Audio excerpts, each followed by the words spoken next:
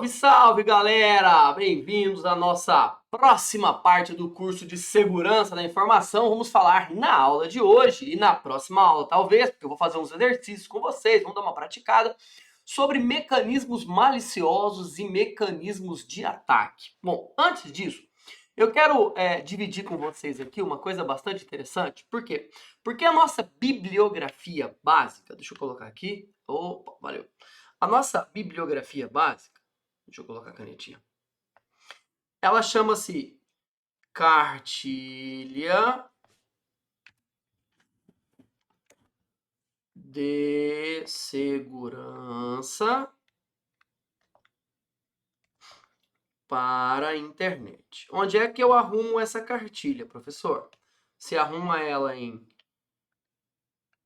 cartilha, www, né, .search.br/livro. Ah, então é www, não precisa www, .cartilha.search.br/livro. Bom, fundamentalmente, nós vamos trabalhar os capítulos 2, 3 e 4, tá? Principalmente o capítulo 4, que tem mais definições. Capítulo 4 aqui, 4. Tudo bem? Ótimo. Vamos lá, vamos separar então os malwares, que significa softwares maliciosos, tá? Os malwares, os mecanismos de ataques e os golpes, tá? Malwares, mecanismos de ataque e golpes. Tudo quanto é lugar que você for consultar, a melhor consulta é na cartilha. E, por outro lado, nós temos aí os mecanismos de defesa. Vou até mudar a cor da canetinha aqui. Vamos lá. Bom, malwares. Nós temos aí o pai de todos os malwares, né? Vírus. Depois dele, o cavalo de Troia. Depois, nós temos aí worm, bot. Estou colocando alguns, tá? Backdoor, keylogger, screenlogger,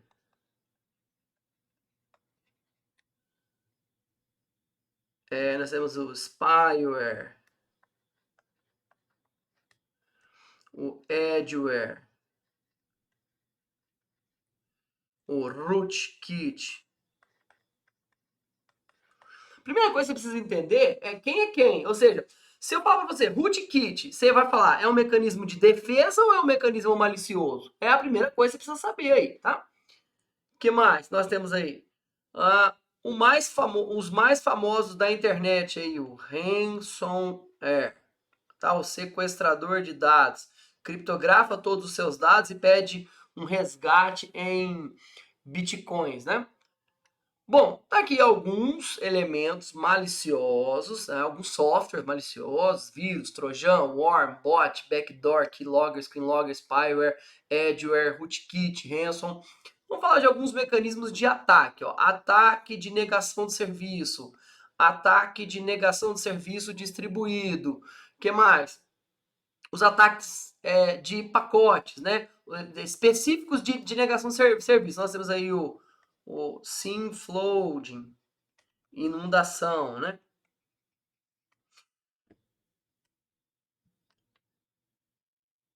O DNS spoofing, ou ataque de spoofing, tá? Não precisa colocar a especificação, era só flooding ou spoofing, tá? É um tipo de ataque, beleza? Aí temos vários outros de ataque, aí ataque de furto de identidade. Hoje em dia é mais comum falar em furto de identidade no WhatsApp, assim, um ataque de furto de identidade. O cara te mandou SMS, o cara te faz uma ligação, pede para você fornecer os dados, você acaba que fornecendo o código de validação do WhatsApp do seu celular para ele clonar o seu WhatsApp aí. Furtou sua identidade. Esse furto de identidade é antigo, beleza? Então, ele é um pouco de golpe com ataque. Agora, o golpe mais famoso da internet, sem dúvida, foi chamado de phishing. De 2011 a 2014 aí, phishing, tá ok? Farming, que é derivado do phishing aí, são os golpes mais famosos da internet. Então aqui a gente dividiu, tá, em mecanismos maliciosos, aqui, né, até aqui os maliciosos, né, o resto podia caber aqui embaixo. Depois, alguns mecanismos de ataque e aqui alguns golpes. Depois, nós temos mecanismos de defesa. Quem são? Nós vamos ter uma aula específica para ela, né? Para eles, né? Antivírus, anti-spyware. Hoje em dia, nós nem temos um dispositivo para cada um. Nós só temos um dispositivo só que faz tudo, né? Firewall. Nós temos aí o sistema de detecção de intrusão, sistema de prevenção de intrusão. Nós temos aí os honeypots and honeynets. Beleza? Que mais? O servidor proxy, tudo aquilo que contribui, a zona desmilitarizada, tudo aquilo que contribui, tá? Para a defesa, para incrementar a defesa, vamos colocar aqui nos mecanismos de defesa. Bacaninha? Ok? Olha, nós vamos ter uma parte do curso para falar dos maliciosos, de ataque, alguns golpes, e uma parte do curso para falar de defesa. Mas eu quero lembrar vocês que aqui eu vou falar um pouco da teoria, a gente vai fazer alguns exercícios e eu vou te mostrar algumas ferramentas. Mas eu postei para vocês aí um curso de ferramentas forenses e ethical hacking. Então lá eu mostro um pouco, por exemplo, de sniffing, eu mostro um pouco do Netcat, eu mostro um pouco aí de varredura de tráfego e assim vai, tudo bem? Nós vamos implementar algumas outras ferramentas, porque aquilo foi um curso rápido, embora tenha demorado 3 horas, mas a gente não parou muito em cada ferramenta, não. Muito comum, uma coisa que eu falei lá, é você dar uma olhada no vazamento de senhas, tá certo? É uma prática muito comum da internet hoje, que é o vazamento de senhas aí. Então, cabe você dar uma reolhada lá, o penalty, né? Para você entender, para você lembrar se a sua senha vazou, se você tem que consultar. Né? Recomenda-se sempre alterar senhas, né? De quando em vez aí. Né? Tem site que obriga, tem sistema que isso já está na política de segurança, tem sistema que não obriga, mas a gente recomenda que você faça isso de 3 em 3 meses ou menos, dependendo da quantidade e da importância. Ok, vamos então ao nosso material. Aqui está um resumo para você olhar. A cartilha é uma referência para mecanismos maliciosos, golpes e ataques. É o capítulo 2, 3, 4. O capítulo 5 fala sobre spam, e-mail. Tem outros versículos, outros fascículos lá, né? Acesse o site para você dar uma consultada, para você dar uma verificada em que você pode visualizar. Vamos aqui, então, falar de software malicioso, ou também conhecido como malicious softwares, malware, tá bom? Malware significa malicious softwares. Bom, o que são softwares maliciosos? São ameaças, praticamente ameaças, a gente pode classificar assim, né? Que exploram vulnerabilidades, isso. Todo software malicioso, né, seja ele o vírus, que é um ancestral comum de todos, ele vai explorar uma ameaça. Aí ele vai ter lá algumas divisões. Por exemplo, o software pode ser com hospedeiro ou sem hospedeiro, e aqueles que se multiplicam ou que não se multiplicam. Vamos pegar um exemplo, o vírus. Obrigatoriamente, o vírus tem hospedeiro. Então você nunca executa o vírus, você executa o arquivo que tem vírus, o pendrive que tem vírus, o e-mail que tem vírus, a página que tem vírus, tudo bem? Por isso que chamou vírus, copiou mais ou menos o modelo da biologia. E ele se replica. Ele tem característica de replicação. Se você pegar o cavalo de Troia, você vai ver que o cavalo de Troia não precisa de hospedeiro, porque ele é o hospedeiro para a aplicação e ele também não tem replicação.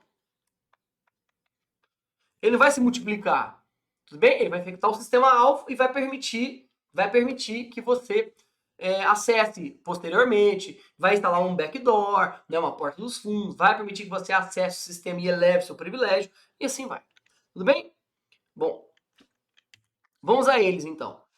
Existem técnicas para desenvolver malware. Professor, eu posso construir um vírus? Na verdade, você pode construir algumas funcionalidades. Hoje em dia, com o Python, cara, você consegue construir qualquer coisa.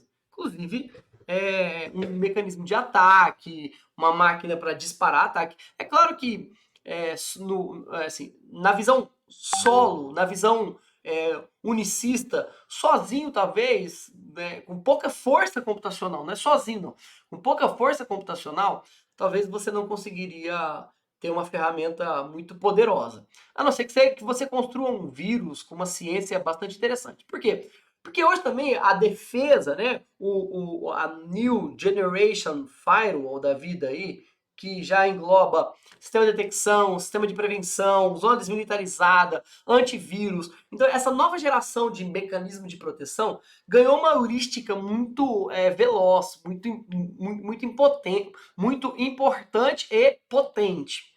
Então, se você vai construir um elemento em laboratório, você vai precisar de um investimento muito grande para que ele seja rápido, imperceptível e que tenha um ataque em massa. Então, assim, de fato, vai precisar de um investimento. Mas algumas empresas tinham, não sei se tem mais, tá? Não sei se elas ainda validam isso, mas que você podia criar, chamava Zeus King, tá?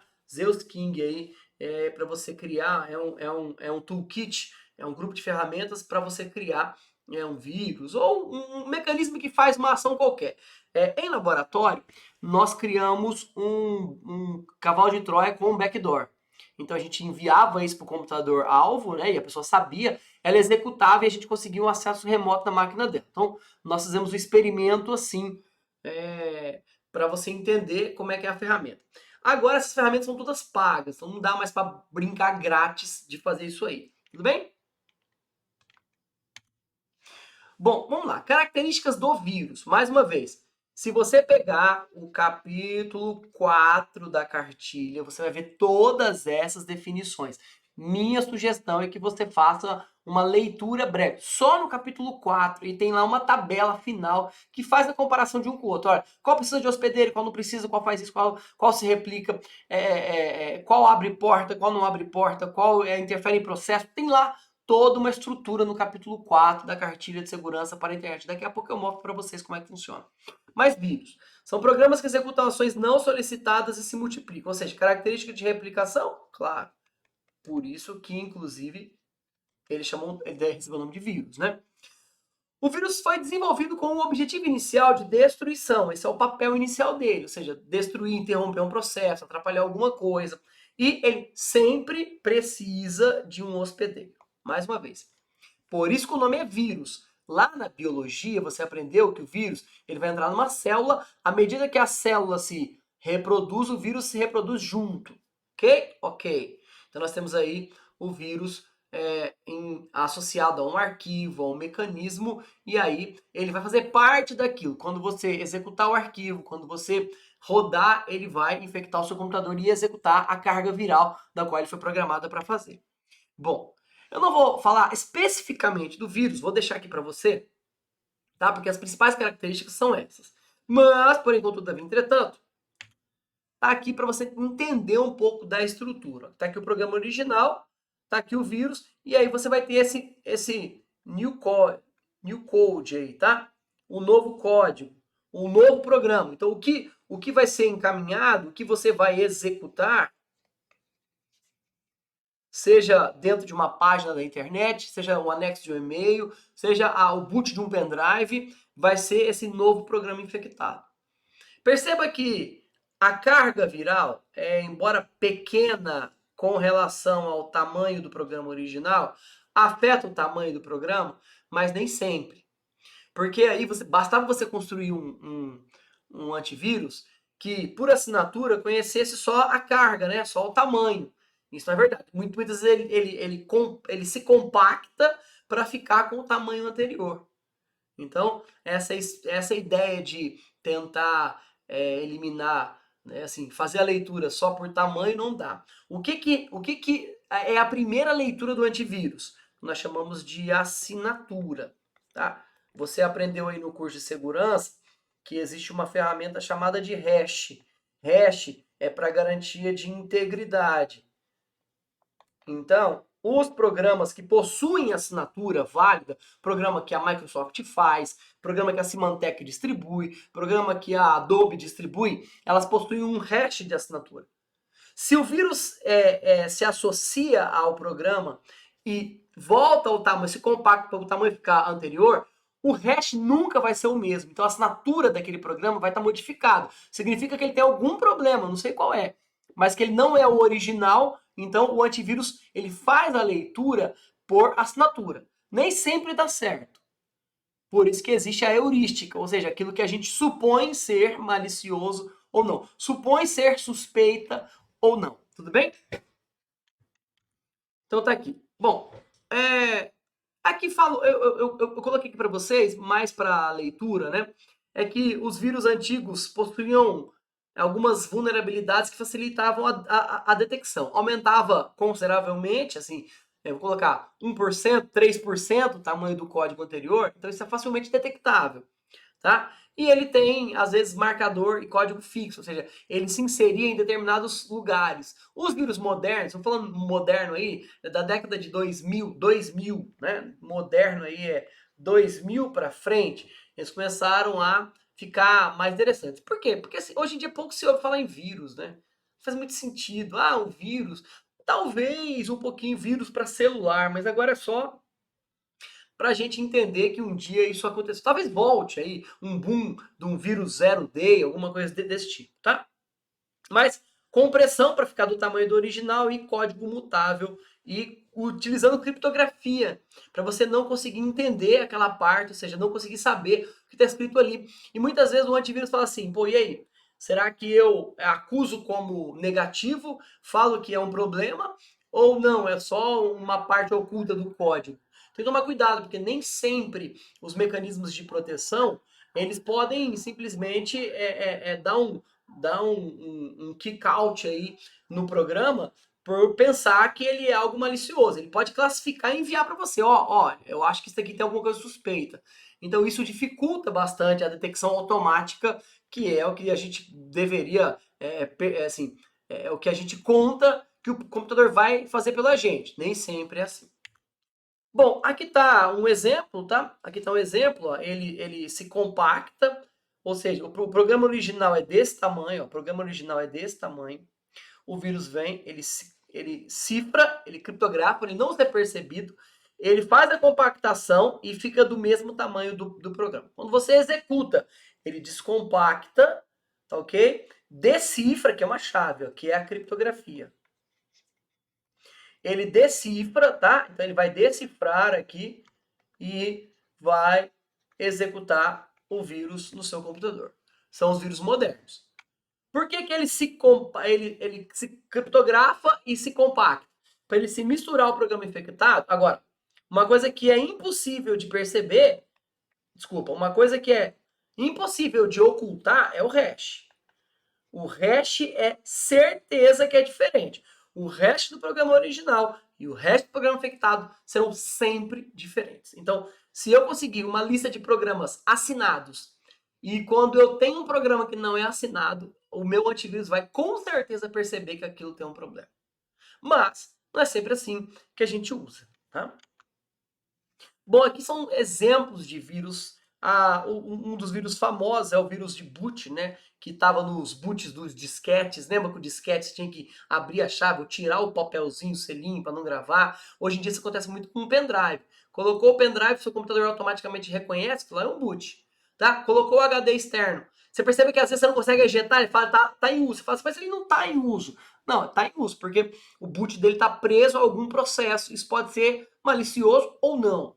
Mas, né, alguns vírus aí se orientam pelo boot. Ou seja, porque é o primeiro mecanismo de execução. Como o vírus precisa de um hospedeiro para executar, o boot seria uma boa forma. Bom, aí nós temos vírus de script, que assombra as páginas da internet, por exemplo, em funções Java, em funções do CSS, em funções do HTML5, o vírus pode, a hora que você executa a página, ele automaticamente ser executado no seu sistema. Então, quando você faz um get HTTP lá e você chama a página e executa ela, todas aquelas funcionalidades que entram em execução, que é aqueles scripts que entram em execução na sua máquina local, também podem trazer um vírus. Por isso que é importante aí acessar páginas confiáveis, enfim. Bom, tem vários tipos de vírus, tá? Aqui depois você pode dar uma pesquisada, se tiver dúvida pode consultar o professor também.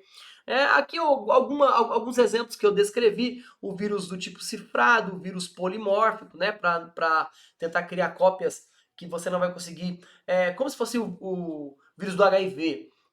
Tem várias mutações. Quando você está conseguindo perceber o parâmetro malicioso, ele vai lá e cria uma mutação, né? E nós aprendemos aí com a pandemia as cepas, né? As cepas do vírus, ou seja, é uma variação genética do vírus, assim como o H1N1 agora é H7N5, alguma coisa assim, tá? Então, o vírus de computador foi seguindo essa ideia da biologia, seguindo essa ideia do padrão viral, que começou lá em 1900 com o vírus da gripe, né? Sofria várias mutações, e o cara, quando foi criando a informática, foi seguindo a mesma lógica, a mesma ideia. Bom, aqui vários outros exemplos, metamórfico, vírus de arquivo, vírus de boot, enfim, lá na cartilha de segurança você pode consultar isso aí também. Vírus de macro, não sei se você lembra, a gente pode criar funções automatizadas. O que são macros? São scripts de documentos, eu costumo chamar de funções automatizadas, tá? Automatizadas aí dentro de documento. Principalmente no Office. Então você aperta uma tecla, ele coloca em negrito o primeiro parágrafo de cada página, uma função automatizada, um script que você roda. Então o vírus de macro, ele se associa às macros. Professor, macro é ruim? Não. Macro é uma função automatizada, é uma coisa maravilhosa. O que é ruim é quando o vírus se associa àquela macro. Então a gente vai chamar vírus associado a macro, vírus de macro. Assim como vírus de boot. Boot é uma coisa boa, inicializar processos. Agora, quando o vírus se associa, é o vírus associado ao boot, vírus de boot. E assim vai. Bom, a gente vai ter uma aula sobre mecanismos de defesa, aqui é só um parâmetro, tá? Mas como é que o antivírus trabalha? O antivírus, hoje em dia, a gente não chama mais de antivírus, acabou esse nome. Assim como também a gente não chama mais de firewall, tá? Não chamamos mais de firewall. Hoje a gente chama, nós chamamos de nova geração de firewall, ou a gente chama de algo só, por exemplo, Windows Defender. Windows Defender. Olha, Windows Defender, cara. O que rola? Ele é um antivírus? Também é um antivírus. Mas ele é mais do que isso. Ele é um firewall, ele traz funções de proxy, etc. Tá? Agora, qual que é o papel a função do antivírus? Se a gente fosse estudar a função do antivírus aí, o que seria? Ele serve para a detecção de elementos maliciosos, hoje, né? Quase todos, worm, bot, backdoor, cavalo de Troia, vírus. E como é que ele funciona? Que é isso que é importante. Isso que é importante. A busca direta que faltou. A busca direta por assinatura.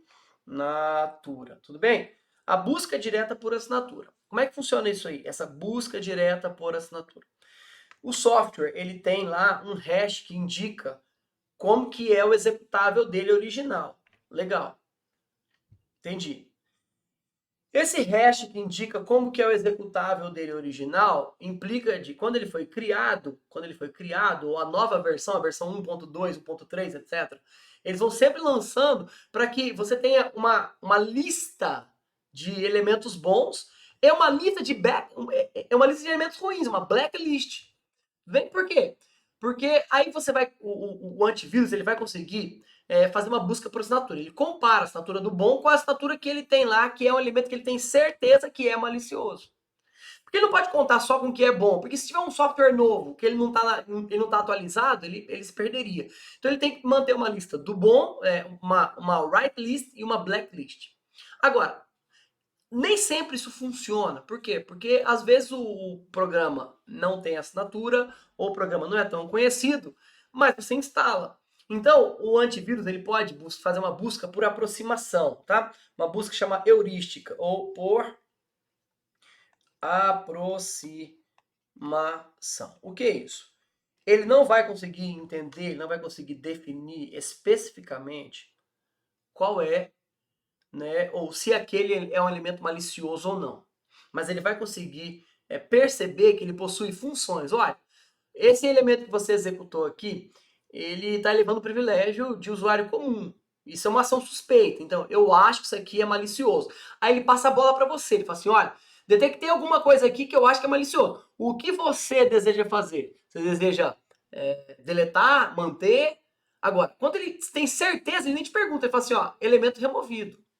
Entende a diferença? Daquele momento que ele fala para você assim, ó, você deseja deixar na quarentena? Porque nem eu sei como é que tira isso. É quando ele de fato encontra algo que ele é suspeito, mas não tem completa certeza. É a busca por aproximação, a busca heurística, tá?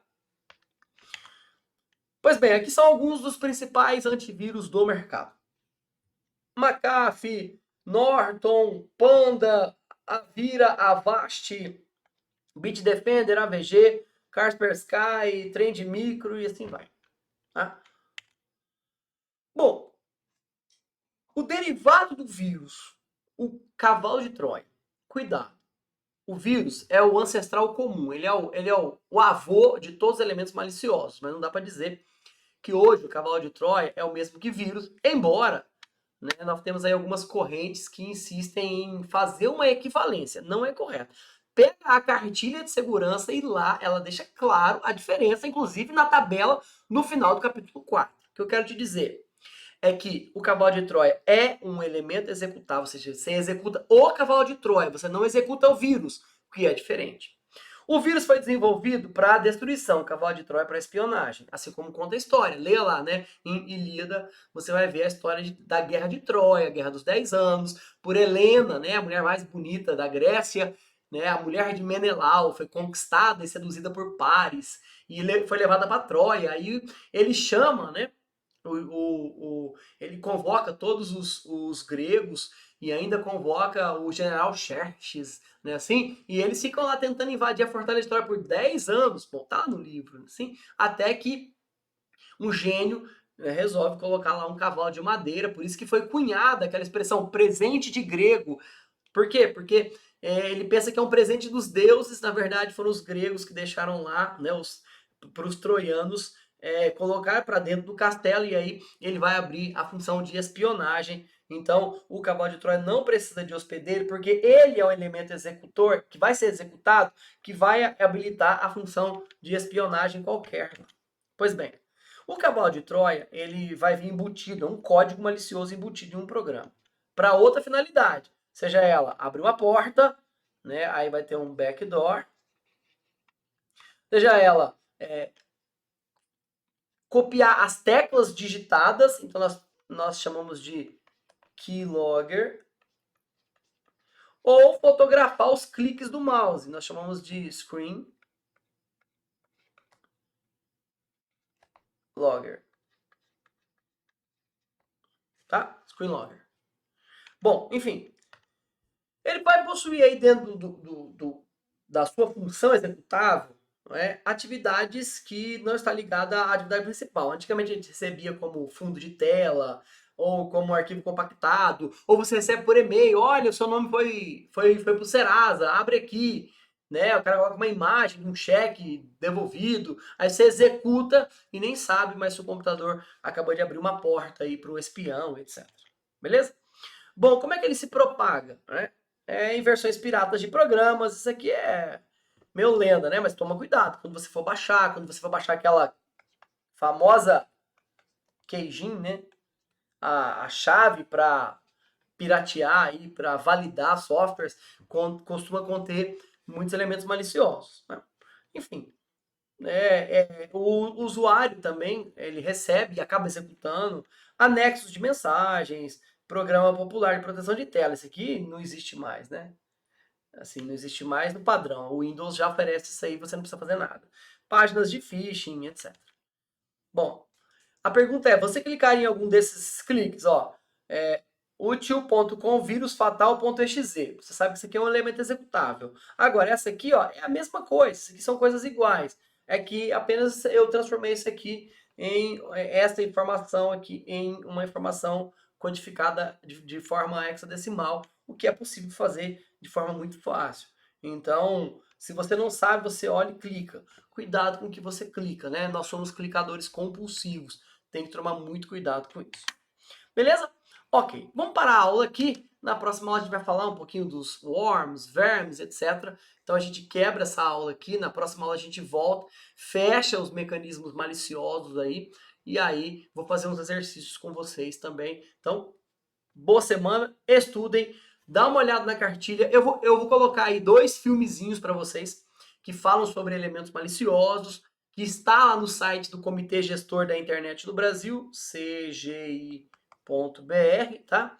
Para você também dar uma estudada. É um negócio bem animado, bem legalzinho, compensa bastante ver. Então até a nossa próxima aula. Valeu e tchau, obrigado.